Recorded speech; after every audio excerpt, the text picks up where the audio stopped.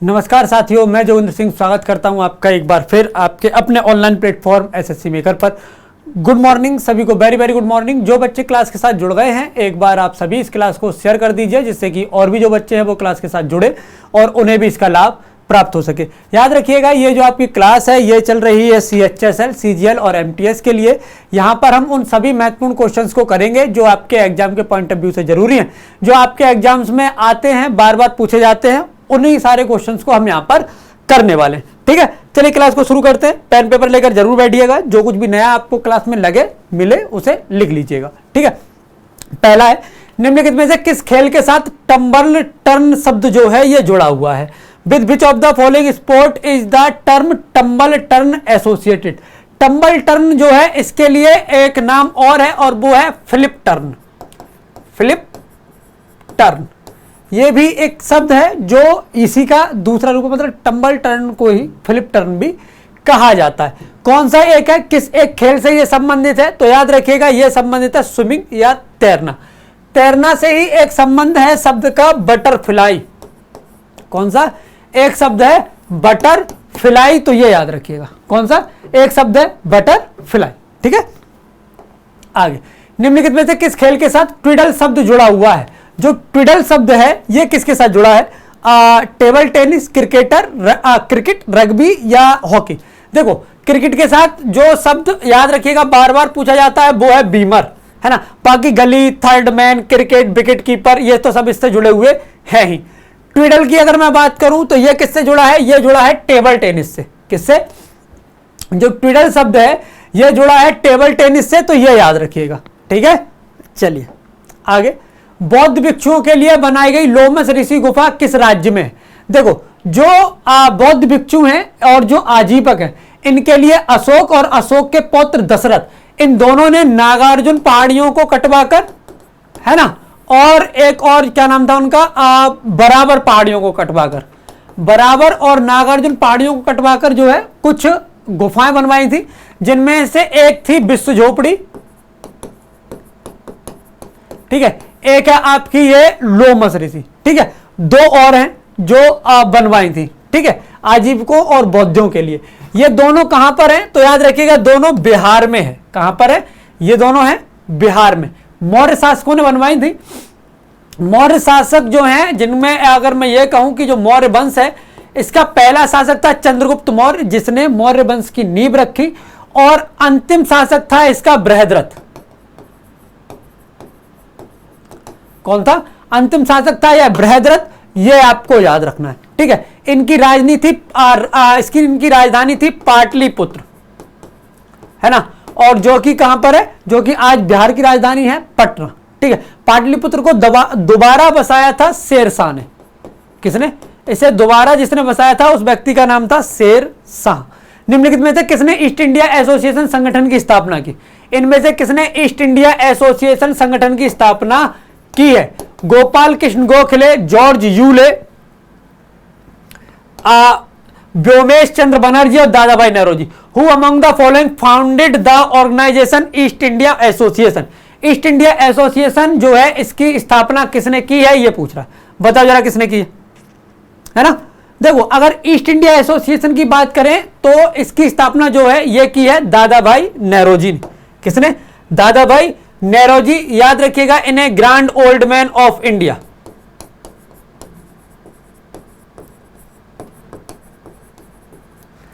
ये कहा जाता है, ये याद रखिएगा। इन्हें भारत का अनौपचारिक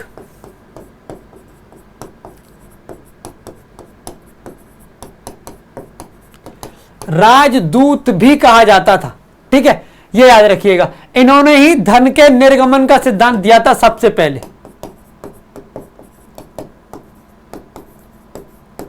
इन्होंने भारत की जो आय थी उसका अनुमान भी इन्होंने लगाया था। वैज्ञानिक आधार पर BKRB राव ने लगाया था, पर उनसे पहले इन्होंने लगाया था, ये याद रखिएगा। ठीक है, जॉर्ज यूले वो हैं, वो विदेशी हैं जिन्होंने कांग्रेस की अध्यक्षता की है। गोपाल कृष्ण गोखले जो हैं वो नरम पंथ से थे, और इन्होंने सर्वेंट ऑफ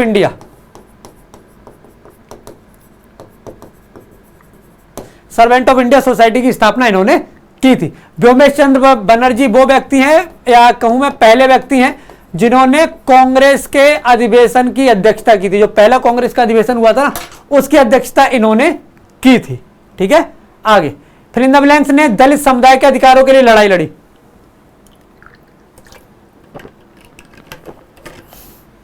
दलित समुदाय के लिए इनमें से किसने लड़ाई लड़ी? Subhash Chandra Bose, Bipin Chandra Pal, Bhimrao Ambedkar, Krishnaji Gopal Karve. Fill in the blanks the fought for the right of Dalit community. Subhash Chandra Bose, Bipin Chandra Pal, Bhimrao Ambedkar, Krishnaji Gopal Karve. किसने लड़ाई लड़ी है? तो याद रखिएगा, इसके लिए जो सही जवाब हो जाएगा आपका, ये हो जाएगा सी, भीमराव अंबेडकर। ठीक है, भीमराव अंबेडकर ने 1930 में,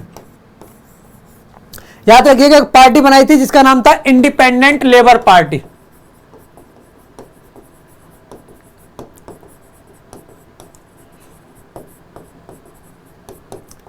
इंडिपेंडेंट लेबर पार्टी इसका नाम था, यह याद रखिएगा। डॉक्टर भीमराव अंबेडकर जो थे,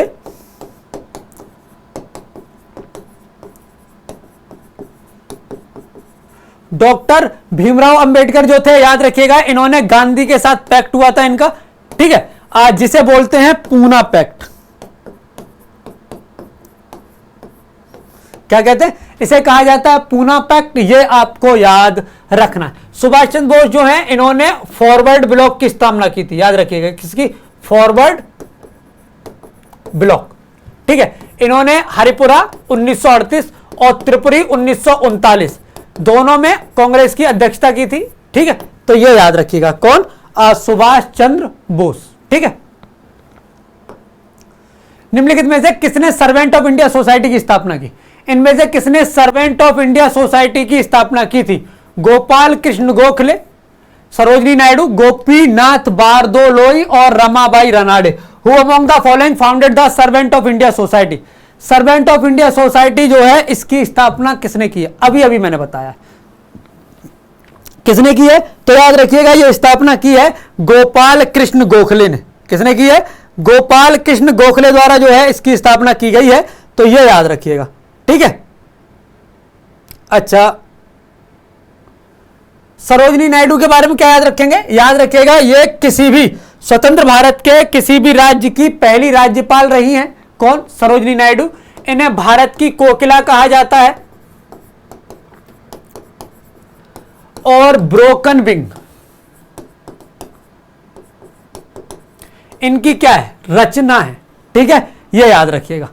ठीक, चलिए, अब जो गोपाल कृष्ण गोखले हैं, ये महात्मा गांधी के, गोपाल कृष्ण गोखले जो है, ये कौन है? ये महात्मा गांधी के राजनीतिक गुरु हैं। ये याद रखना। क्या है? महात्मा गांधी के राजनीतिक गुरु हैं ये। तो ये आपको याद रखना है। ठीक है, कौन सा गलत तरीके से जुड़ा हुआ है? अमरूद में पहले स्थान पर तेलंगाना है उत्पादन के मामले में, संतरे में नागपुर है, सेब के मामले में हिमाचल प्रदेश और संतरे के मामले में केरल है। Which of the following option is wrongly connect?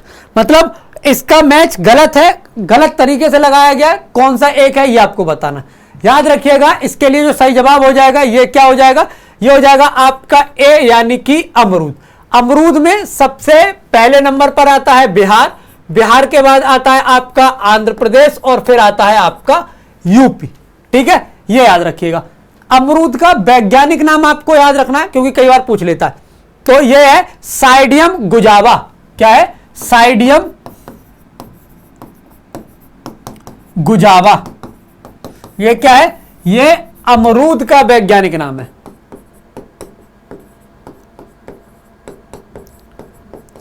क्या है? अमरूद का वैज्ञानिक नाम है। तो ये याद रखिएगा। आगे फिर इन द ब्लैंक्स, आमतौर पर सुविधा के उद्देश्यों के लिए अलग अलग पेड़ों को स्थापित करने और प्रबंधित करने का अभ्यास। मतलब अलग अलग पेड़ों को लगाना, उनको प्रबंधित वगैरह, मतलब अच्छे से जो है उनको एस्टेब्लिश करना, उनको मैनेज करना, ये किसके अंतर्गत आता है? ये अभ्यास जो है किसके अंतर्गत आता है? सिल्वीकल्चर, विटिकल्चर, फ्लोरिकल्चर या अर्बोरिकल्चर? ये किसके तहत आता है? तो याद रखिएगा, ये अर्बोरिकल्चर के तहत आता है। फूलों का उत्पादन फ्लोरिकल्चर, अंगूर उत्पादन विटिकल्चर, है ना। रेशम उत्पादन को क्या कहते हैं? कमेंट में लिखकर बताओ। रेशम उत्पादन को क्या कहा जाता है? यह आपको कमेंट में लिखना है। ठीक है, लिखिए।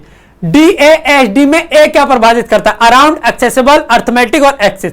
कंप्यूटर में DASD है जिसका मतलब होता है आपका डायरेक्ट एक्सेस स्टोरेज डिवाइस।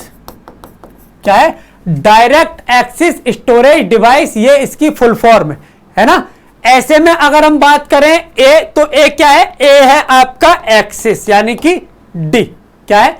ए क्या है? ए है आपका एक्सेस। एक्सेस है, एक्सेसिबल नहीं है, याद रखना। एक्सेस और एक्सेसिबल में अंतर है। मतलब एबल मतलब एक्सेसिबल मतलब जो एक्सेसिबल मतलब एक्सेस किया जा सकता हो, एक्सेस किए जाने लायक हो, है ना, किया जा सकता हो, और एक्सेस है किया ही जाता है। ठीक है, ये याद रखना। या इसके पास पहुंच है, मतलब यहां कोई कंफ्यूजन जैसी चीज नहीं है कि हो सकता है कि नहीं हो सकता, वहां है, बात ही खत्म। क्या है? वहां पर है। ठीक है, अच्छा। अब भारतीय लोक सेवाओं की श्रेणियों से संबंधित निम्नलिखित में से कौन से संक्षिप्त रूप नहीं है ना, सही नहीं है। इनमें से कौन सा है जो ऑल इंडिया सर्विसेज है उनका संक्षिप्त रूप नहीं है? जैसे IAS, ICS, IPS और IFS। ठीक है, which of the following are not correct abbreviation relating the categories of Indian civil service. ICS को बोलते हैं इंडियन सिविल सर्विस, और इंडियन सिविल सर्विस के अंतर्गत आता है IAS, IPS और IFS, है ना। तो इसमें से कौन सा एक सही हो जाएगा? ये हो जाएगा आपका बी यानी कि ICS। ठीक, आगे बैंकिंग क्षेत्र में IFSC में F का अर्थ क्या है? आपके पास एक IFSC कोड होगा, जब आप बैंक वगैरह की पासबुक देखेंगे तो वहां आपको IFSC कोड देखने को मिलेगा। 11 अंक का यह कोड होता है। कितने का? 11 अंक का यह कोड होता है, जिसमें स्पेसिफिक शुरू के 4 या 5 SBI मतलब ऐसा कुछ 5 या जो है ये बैंक के बारे में बताते हैं, बाकी के फिर आपका जो भी है IFSC ब्रांच वगैरह। ठीक है, IFSC में अगर मैं F की बात करूं तो ये क्या होता है? तो F का जो अर्थ है याद रखिएगा, ये होता है आपका फाइनेंशियल। क्या होता है? ये होता है आपका फाइनेंशियल, तो ये याद रखिएगा। ठीक है, क्या होता है? फाइनेंशियल। आगे है आपका जो वैज्ञानिक बैंकिंग विनियमन बैंकिंग विनियमन अधिनियम भारत में फिर इन द ब्लैंक्स में पारित किया गया था, है ना। 1949, 74, 65 और 51। The banking regulation act was passed in India. तो IFSC होता है आपका इंडियन फाइनेंशियल सिस्टम कोड। हाँ, इंडियन फाइनेंशियल सिस्टम कोड। ठीक है, ये याद रखना, मतलब बैंक का एक सिस्टमैटिक कोड होता है। जैसे आप कहीं देखते हैं, जैसे SBI का कुछ ऐसे करके शुरू होता है ना, PNB का भी कुछ ऐसे ही है। हर बैंक का एक IFSC कोड के स्टार्टिंग के शब्द हैं, और वो हर किसी का एक ही है ना, ये याद रखना। अच्छा, क्या हो जाएगा ये? इसमें जो बैंकिंग अधिनियम विनियमन मतलब रेगुलेशन जो एक्ट है, ये कब पारित किया गया था? तो याद रखिएगा, ये पारित किया गया था 1949 में। इसी में 1949 में ही RBI का क्या किया गया? नेशनलाइजेशन। क्या किया गया? नेशनलाइजेशन किया गया है, तो ये याद रखिएगा। ठीक है, आगे निम्नलिखित में से किसे अमोनिया के नाम से जानते हैं? इनमें से कौन सा एक है जिसे अमोनिया के नाम से जाना जाता है? NH3, PH3, ON3 और NO3। Which of the following is known an ammonia? बहुत आसान है, क्योंकि एक के अलावा, इन दो के अलावा तो बाकी के दो तो उल्टे सीधे ही हैं।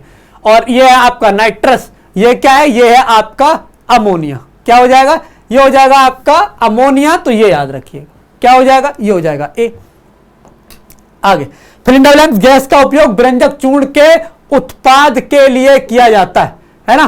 Fill in the blanks gas का उपयोग व्यंजक चूर्ण के उत्पाद के लिए करते हैं नाइट्रोजन, सल्फर, ऑक्सीजन और chlorine. Fill in the blanks gas is used for the production of blasting power, है ना। व्यंजक चूर्ण के रूप में इनमें से किसका उपयोग किया जाता है?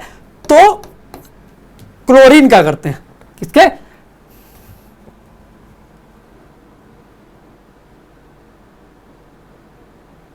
ब्लास्टिंग पाउडर नहीं, ब्लीचिंग पाउडर, बिरंजक है। अरे यार,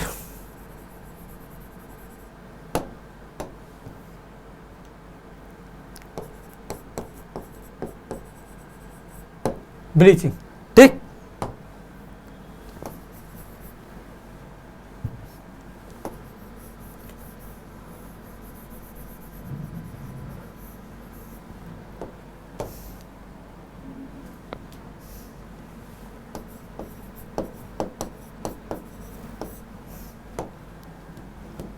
क्या हो जाएगा, तो याद रखिएगा ये है chlorine.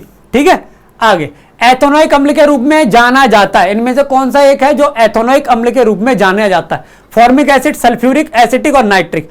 Ethanoic acid is also known as, ethanoic acid जो है ये किस एक के रूप में भी जाना जाता है? क्वेश्चन है आपका 15, है ना।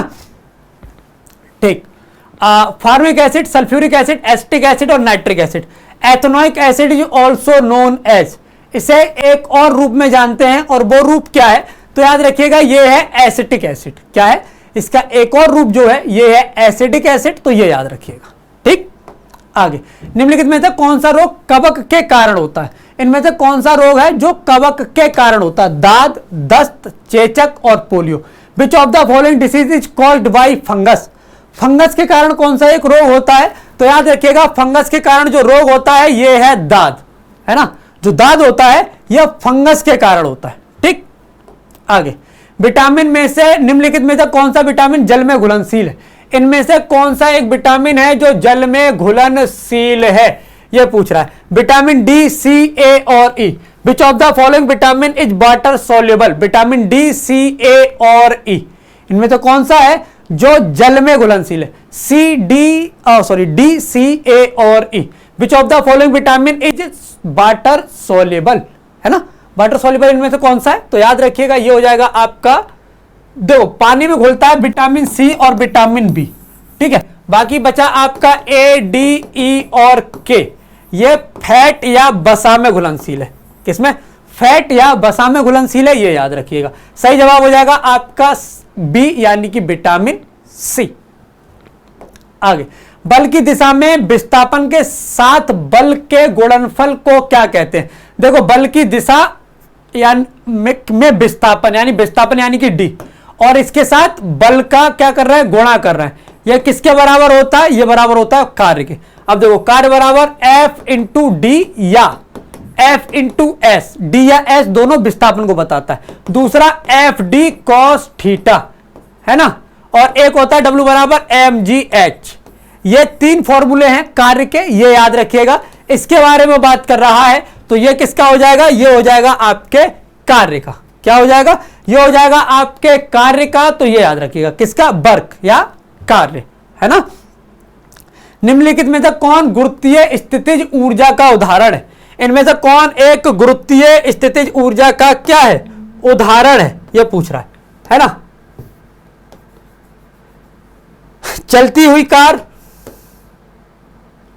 बंदूक से चलाई गई गोली, पानी जो बांध के पीछे है, पैर एक गेंद को लात मार रहा है, ऐसे में विच of the following is an example of gravitational potential energy?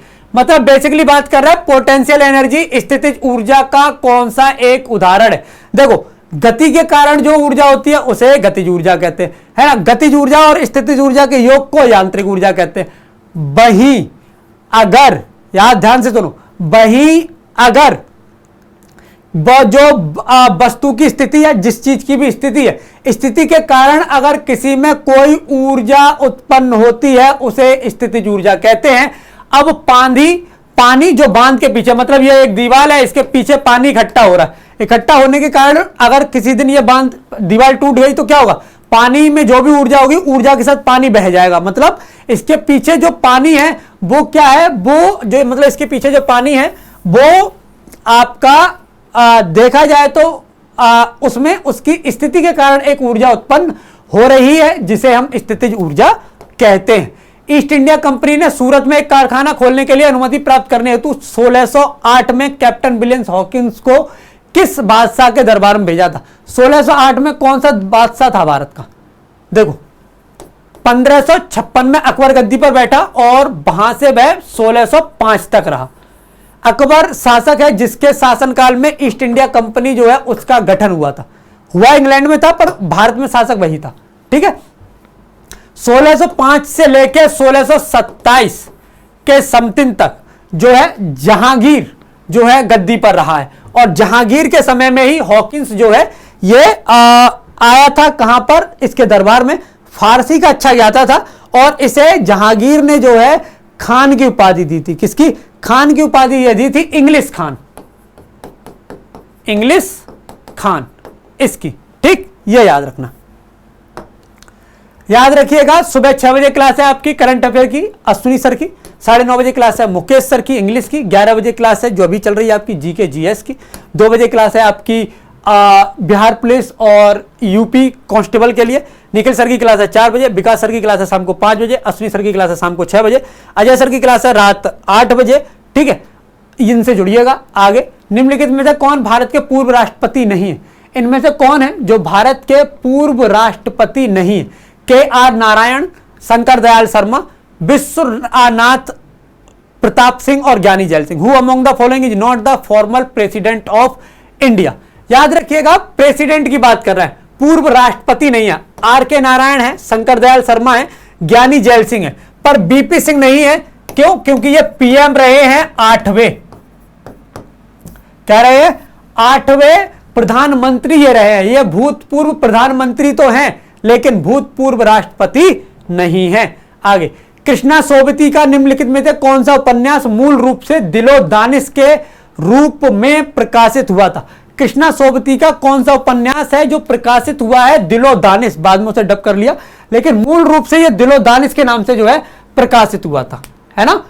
Which of the following novels of Krishna Sobti was originally published as Dilo Danish? Memories, daughter, the music of solitude, a Gujarat here, a Gujarat there, the heart has its regions। Question है आपका 22। दिलो दानिश मतलब the heart has its regions, the heart has its regions, तो ये याद रखिएगा। ठीक है, आगे, निम्नलिखित में से कौन नार्कोपोलिस पुस्तक के लेखक है? इनमें से कौन है जिन्होंने नार्कोपोलिस पुस्तक जो है ये लिखी है? जीत थाइल, शशि थरूर, डेविड दबिदार और आपका अनीस सलीम। कौन है? तो याद रखिएगा ये है जीत थाइल। कौन है? जीत थाइल। इनकी एक और बुक है जिसका नाम है the book of chocolate seeds, the book of chocolate sets. ठीक है, ये याद रखिएगा। एक इनकी बुक है लो, नीचा जो होता है ना, लो नीचा, वो। इसके अलावा एक है इनकी कलेक्टेड पोयम,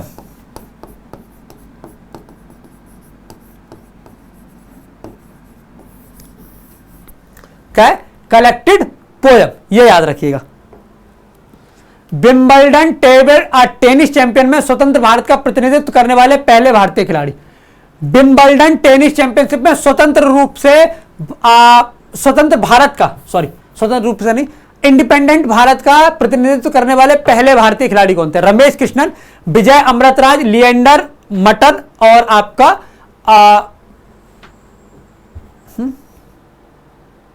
लिएंडर पेस नाम है उनका, है ना। मुझे लगता है अंग्रेजी ने मटर कर दिया सॉरी, माफी चाहता हूं।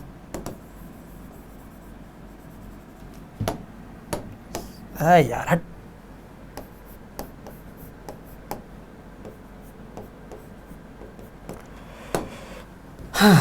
ठीक, ये याद रखिएगा। नाम क्या है इनका? जो जिन्होंने जो है नेतृत्व किया है, पहले व्यक्ति ये है रामनाथन कृष्णन। कौन है? रामनाथन कृष्णन, ये याद रखिएगा। ठीक है, निम्नलिखित में से कौन शीर्ष 4 नागरिक पुरस्कारों पद्मश्री, पद्म भूषण, पद्म विभूषण और भारत रत्न के प्राप्तकर्ता? इनमें से कौन है जिन्हें चारों पुरस्कार मिले? पद्मश्री मिला है, पद्म भूषण मिला है, पद्म विभूषण मिला है और भारत रत्न। ये चारों पुरस्कार इनमें से किसे मिले हैं?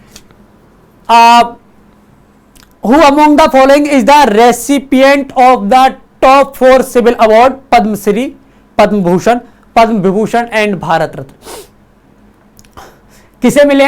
तो याद रखिएगा ये 2 लोगों को मिले हैं, और 2 कौन कौन से? एक तो उस्ताद बिस्मिल्लाह खान और पंडित भीमसेन जोशी। जो बिस्मिल्लाह खान है, इन्हें जो भारत रत्न है ये आपको याद रखना है 2001 में मिला है, और भीमसेन जोशी को भारत रत्न 2009 में मिला है। कब मिला है? 2009 में। ठीक है, ये याद रखना। इलाहाबाद के निम्नलिखित में से किस हिंदुस्तानी गायक को उनके प्रसिद्ध समकालीन गौहर जान के साथ 1911 ईस्वी में दिल्ली दरबार में सम्राट जॉर्ज पंचम के लिए प्रदर्शन करने का सौभाग्य प्राप्त हुआ था? ध्यान से सुनो, इलाहाबाद के निम्नलिखित में से किस हिंदुस्तानी गायक को, ये इलाहाबाद के थे, ठीक है, प्रसिद्ध समकालीन गौहर जान, जो उस समय एक गायक थी गौहर जान, है ना, उनके साथ परफॉर्म करने का मौका मिला दिल्ली में जब 1911 में दिल्ली दरबार लगा था। 1911 का दिल्ली दरबार लॉर्ड हार्डिंग के समय लगा था, ये याद रखिएगा, ठीक है। इसी में जो राजधानी है वो कलकत्ता से दिल्ली लेकर आ गई, मतलब ले आई गई थी, तो ये आपको याद रखना। इसके लिए जो सही जवाब हो जाएगा आपका ये है डी, जानकी बाई। क्या हो जाएगा? ये हो जाएगा आपका डी, यानी कि जानकी बाई, तो ये याद रखिएगा, ठीक है। आगे, भारत के निम्नलिखित में से किस राज्य में हर वर्ष अंबुबाची मेला लगता है? Assam, Kerala, Sikkim, Gujarat. In which of the following state of India Ambubachi mela is held every year? इनमें से कौन सा एक वर्ष है जहां पर अंबुबाची मेला लगता है, हर साल लगता है? जो अंबुबाची मेला है ये कामाख्या मंदिर में लगता है। कामाख्या देवी का जो मंदिर है यहां पर ये लगता है, और जो कामाख्या देवी का मंदिर है ये आसाम में है। कहां पर है? ये है आसाम में, तो ये याद रखिएगा, ठीक है। आगे, कुंभ मेला कहां नहीं लगता? इलाहाबाद, उज्जैन, पुरी और Haridwar. Where is the Kumbh Mela not held? जो कुंभ मेला है इनमें से कहां पर नहीं लगता है? इलाहाबाद, उज्जैन, पुरी और Haridwar. Where is the Kumbh Mela not held? जो कुंभ मेला है यह कहां पर नहीं लगता है? कुंभ मेला भारत में 4 जगह लगता है। एक तो लगता है आपका हरिद्वार में, गंगा नदी के किनारे, ठीक है। एक लगता है क्षिप्रा नदी के किनारे उज्जैन में, एक लगता है गोदावरी नदी के किनारे नासिक में, और एक संगम है इलाहाबाद में, गंगा यमुना सरस्वती का। अब अगर मैं यहां बात करूं तो इनमें से एक जो है पुरी में नहीं लगता। पुरी से निकलती है जगन्नाथ यात्रा, है ना, जगन्नाथपुरी की यात्रा जो है ये पुरी से निकलती है, ये याद रखिएगा, ठीक है। अच्छा, आगे, लक्षद्वीप टापू का प्रसिद्ध नृत्य कौन सा है? जो लक्षद्वीप है ना, इसका प्रसिद्ध नृत्य कौन सा है ये पूछ रहा है। क्वेश्चन है आपका 29। लक्षद्वीप का प्रसिद्ध नृत्य बताओ। कुचिपुड़ी, कोली, कथक और कोलकली। कोली कहां का है ये आपको कमेंट में लिखकर बताना। कुचिपुड़ी आंध्र प्रदेश का, कथक उत्तर प्रदेश का। कोली कहां का है ये कमेंट में लिखो, कमेंट में लिखो, मैं देखूंगा यकीनन तुम्हारे कमेंट। और कोलकली ये कहां पर है? मतलब और कोलकली में से, तो याद रखना कोलकली इसका सही जवाब है। कोली शायद महाराष्ट्र का है, एक बार चेक कर लेना, ठीक। बेहदिन खलम किस राज्य का परंपरागत नृत्य है? तमिलनाडु, गुजरात, छत्तीसगढ़, मेघालय। बेहदिन खलम is the traditional dance of which state? किस स्टेट का ये जो है ट्रेडिशनल डांस है ये पूछ रहा है, बताओ। कोलकली छड़ी नृत्य है, याद रखिएगा। या मैं ये कहूं कि अगर बात ये हो कि कोलकली की जगह पर आपसे यह लिखकर आ जाए कि छड़ी नृत्य, तो एक ही बात है। बेहदिन खलम किस राज्य का परंपरागत नृत्य है? तो याद रखिएगा यह है मेघालय का। कहां का? यह है मेघालय का, यह याद रखिएगा। आगे, निम्नलिखित में से कौन सा पारंपरिक नृत्य मार्शल आर्ट का प्रकार नहीं है? इनमें से कौन सा एक है जो पारंपरिक नृत्य मार्शल आर्ट का प्रकार नहीं है? छाऊ, लाजिम, भभई और कलारी पट्टू। इनमें से कौन सा एक है जो मार्शल आर्ट का प्रकार नहीं है ना? इनमें से कौन सा मार्शल आर्ट का प्रकार नहीं है? तो याद रखिएगा इनमें से भभई मार्शल आर्ट का प्रकार नहीं है, ठीक है। भभई का मतलब होता है, देखो ये भव प्लस आई, ये 2 से बना है। आई मतलब होता है मां, भव मतलब होता है ब्रह्मांड, है ना। तो ब्रह्मांड की मां, ये इसका शाब्दिक अर्थ है भवई का, है ना। ब्रह्मांड का, ब्रह्मांड की मां, ये इसका क्या है? शाब्दिक अर्थ है, ठीक है। लावड़ी भारत के निम्न में से किस राज्य का एक लोक नृत्य है? तो लावड़ी याद रखिएगा ये है महाराष्ट्र का। कहां का है? ये है महाराष्ट्र का, याद रखिएगा। फिल इन द ब्लैंक्स कोशिका की आत्मघाती बैग कहलाते हैं। इनमें से कौन सा आत्मघाती हत्या की थैली, आत्मघाती हत्या की थैली इनमें से कौन सा कहलाता है? गोल्जी कॉय, लाइसोसोम, राइसोसोम, माइटोकॉन्ड्रिया। माइटोकॉन्ड्रिया है पावर हाउस ऑफ सेल।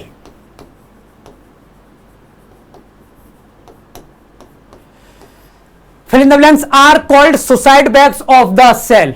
क्या हो जाएगा? तो याद रखिएगा, इसके लिए सही जवाब हो जाएगा आपका लाइसोसोम।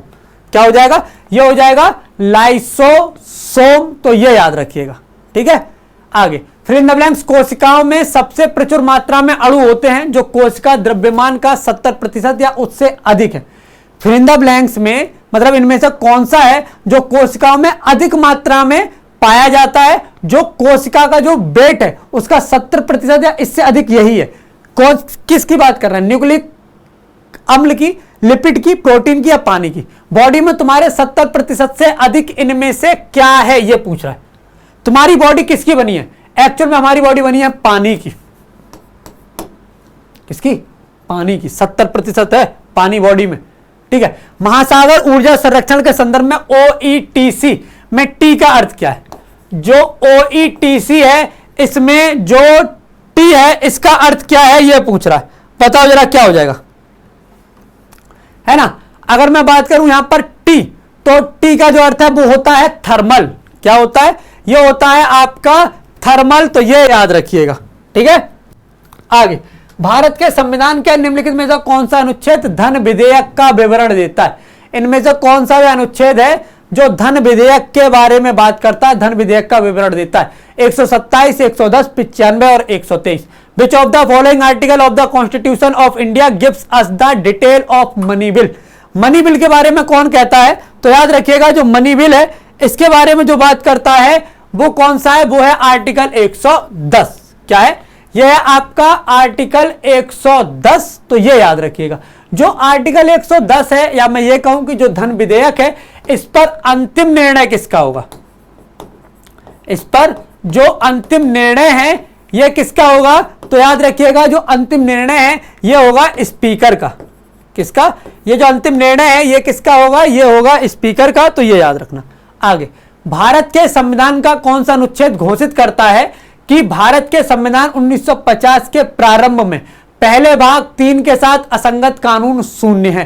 कहने का मतलब यह है कि इनमें से कौन सा आर्टिकल यह कहता है कि संविधान 1950 से जो भी कानून बने हैं और अगर वो कानून आपके मौलिक अधिकार के विरोध में है तो वो निरस्त या शून्य माने जाएंगे। वो कानून 1950 से पहले के वो कानून जो आपके मौलिक अधिकारों का हनन कराएं या जो आपके मौलिक अधिकारों के परे जाएं, आपके मौलिक अधिकारों को प्रैक्टिस करने से आपको रोके, तो उन्हें शून्य करार दे दिया जाएगा। यह होता है आपका आर्टिकल 13।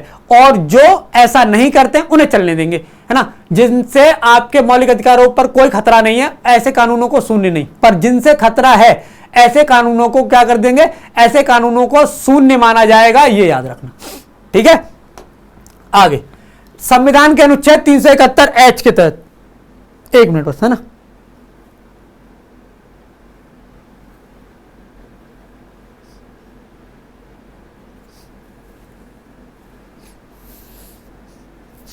क्या? संविधान के अनुच्छेद 371H के तहत राज्यपाल के पास कानून और व्यवस्था के संबंध में उनके संबंध संविधान के अनुच्छेद 371H के तहत राज्यपाल के पास कानून और व्यवस्था के संबंध में और उसके संबंध 2 बार है, तभी मैं कहूं दिक्कत क्यों है। कानून व्यवस्था के संबंध में और उसके संबंध में अपने कार्यों के निर्वहन, सही है, उसके संबंध में और उसके संबंध में अपने कार्यों का निर्वहन के संबंध में इनमें से किस राज्य की विशेष जिम्मेदारी है? मतलब ये कह रहा है कि देखो 371H जो है ना, इसके तहत गवर्नर को कुछ कानून दिए गए ताकि वो कानून व्यवस्था को बनाए रखे। अब उसका ये जो अधिकार है या ये जो कानून है ना, जिसके तहत उसे ये कार्य करने का क्या किया गया, कार्य करने का दायित्व दिया गया आर्टिकल 371 के संबंध में, यह इनमें से किस एक राज्य पर लागू होता है? बस इतना पूछ रहा है। 371H जो है इनमें से किस पर लागू है? नागालैंड, सिक्किम, मिजोरम और अरुणाचल प्रदेश, है ना। किस पर लागू है? तो याद रखिएगा ये लागू है अरुणाचल प्रदेश पर। 371H जो है ये किस पर लागू है? तो याद रखिएगा ये लागू है अरुणाचल प्रदेश पर, ठीक है। आगे अगला क्वेश्चन क्या है? क्वेश्चन कह रहा है भारतीय संविधान के निर्माताओं ने स्वतंत्रता, समता और बंधुता के सिद्धांत को किस संविधान से लिया है? स्वतंत्रता, समता और बंधुता, इस सिद्धांत को हमने किससे लिया है? तो यह लिया है हमने फ्रांसीसी संविधान से। किससे? फ्रांसीसी। कनाडा से लिया हमने सशक्त केंद्र के साथ संघ की अवधारणा। ठीक है। ब्रिटिश से हमने संसदीय व्यवस्था ली है, एकल नागरिकता ली है, इसके अलावा विधि का शासन हमने इसी से लिया, रूल ऑफ लॉ, मतलब राजा हो या कोई भी हो, कानून के आगे किसी की नहीं चलेगी। आयरलैंड से हमने डीपीएसपी लिया। ठीक है। आगे स्वतंत्रता, समता और बंधुत्व के आदर्श प्रस्तावना में निहित है, ये किससे लिए हैं? अभी अभी हमने बात की, ये लिए हमने फ्रांस से। जर्मनी के बीबर सिद्धांत से हमने आपातकालीन उपबंध लिए हैं। ऑस्ट्रेलिया से हमने समवर्ती सूची ली है। ठीक है, ये याद रखना। हाँ, आयरलैंड से याद रखिएगा, जो मनोनीत किए जाते हैं ना, 12 सदस्य मनोनीत किए जाते हैं आपके राज्यसभा में, राष्ट्रपति करता है। तो ये जो नामांकन है, ये इस तरह का जो नामांकन है, ये किससे लिया है? ये हमने आयरलैंड से लिया है। ठीक है, ये याद रखिएगा। क्लास को शेयर और लाइक कीजिएगा, चैनल को सब्सक्राइब करके बेल आइकन का बटन दबाइएगा। उम्मीद करता हूं आपको क्लास पसंद आई होगी।